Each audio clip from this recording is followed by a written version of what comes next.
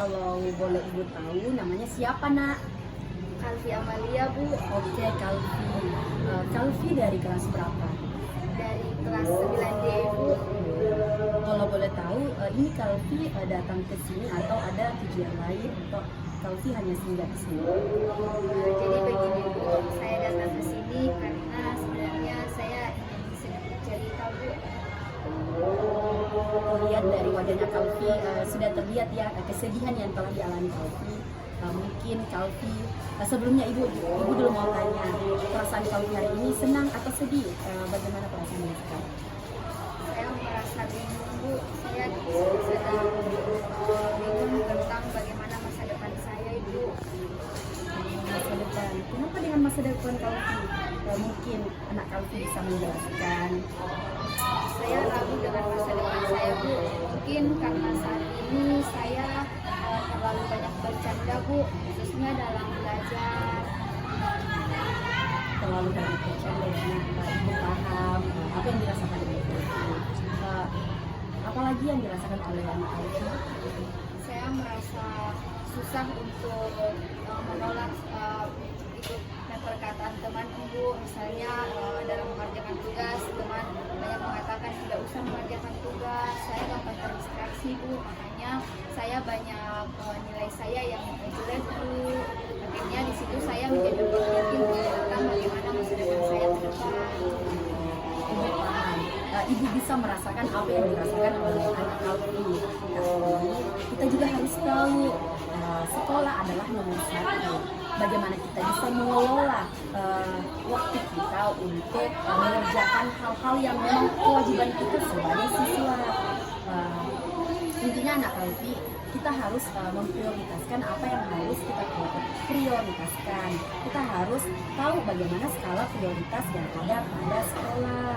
Ibu tahu, Ibu juga pasti bisa merasakan apa yang dirasakan oleh Kalvi. Ketika banyak bisa jadi itu tekanan karena kita sudah pikir bahwa nilai kita anjlok karena perilaku kita yang semestinya tidak seperti itu sebagai siswa. Iya, Bu.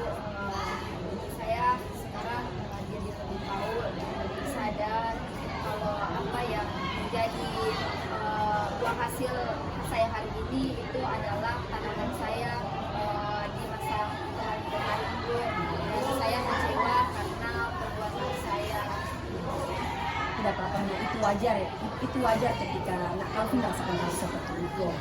Jadikan itu sebuah pembelajaran dan terus kita kehidupan itu kita harus punya tujuan, Nak. Jadi bagaimana kita memiliki tujuan itu, kita harus beroptimis dan melangkah lebih maju untuk mencapai tujuan kita, Nak. Stres dan sekitarnya, stres atau yang lain itu tidak apa-apa, wajar. Tapi bagaimana cara kita bisa mengelola perasaan kita, pikiran kita, dan emosi kita itu yang lebih baik. Saya jadi merasa punya semangat lagi karena seperti yang tadi Ibu katakan bahwa hal yang pertama yang mesti saya lakukan itu adalah peluang saya. Kemudian ada hal-hal yang bisa saya kendalikan karena di mana skala prioritas jadi hal yang terpenting juga seperti katakan tadi partai saya. Nanti kalau Kalvi merasa merasa bahwa tindakan yang sudah dilakukan Kalvi itu sudah baik, mungkin akan perasaan Kalvi itu akan juga lebih baik. Intinya itu kita harus memiliki sikap pasti kita bisa. Kalau ternyata kita pasti bisa, maka insya Allah apa yang kita lakukan itu insya Allah bisa. Terima kasih, Bu.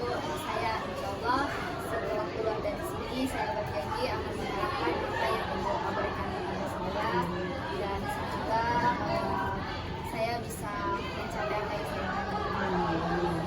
Bagaimana, Bu?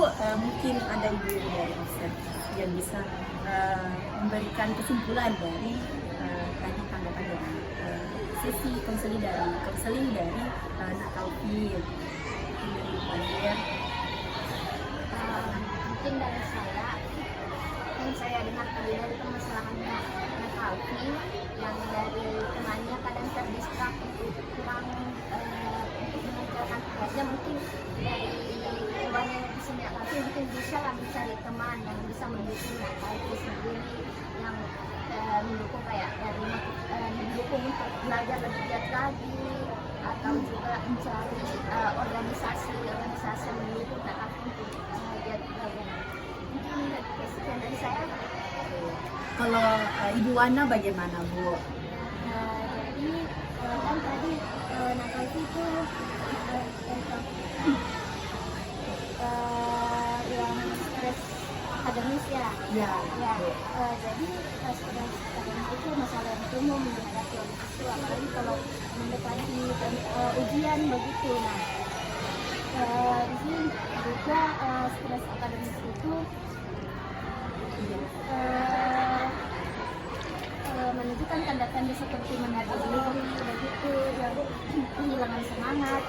Ya, meskipun sudah berusaha kelas, penurunan prestasi akademis juga sering terjadi. Mungkin berarti Kalau mungkin Ibu Gita bagaimana Bu dengan menanggapi hal tersebut? kalau menurut saya dengan pandangan saya terhadap masalah konflik itu ada strategi yang harus diperhatikan,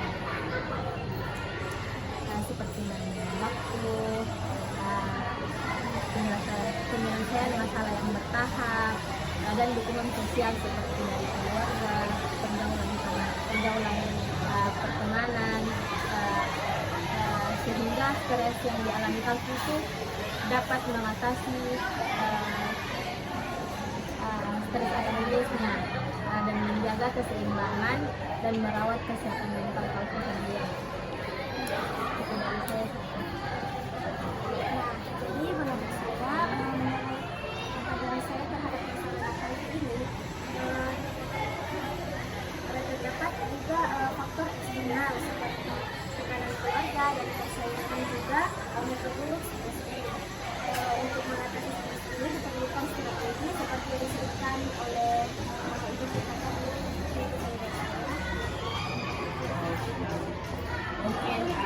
Mungkin anak Alfi sudah mendengar intinya kesimpulan dari sisi konseling Alfi, sehingga anak Alfi bisa menjadikan motivasi untuk langkah selanjutnya.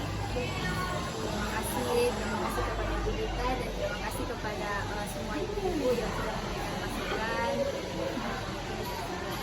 Saya pamit. Hati-hati ya nak. Terima kasih Bu.